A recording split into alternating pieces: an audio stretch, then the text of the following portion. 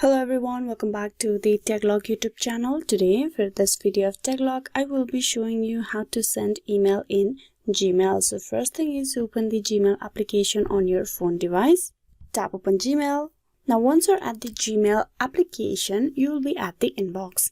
And on this page, you need to tap on Compose on the bottom right corner of your screen. Tap that. Now here there are 4 parts of the mail. The first one is from, that is your email address, and then to. To is the recipient email address that you need to fill in. So type in a recipient email address over here. And then you need to type in the subject. You need to write what this mail is about in short. Just type in there and then you need to compose the mail.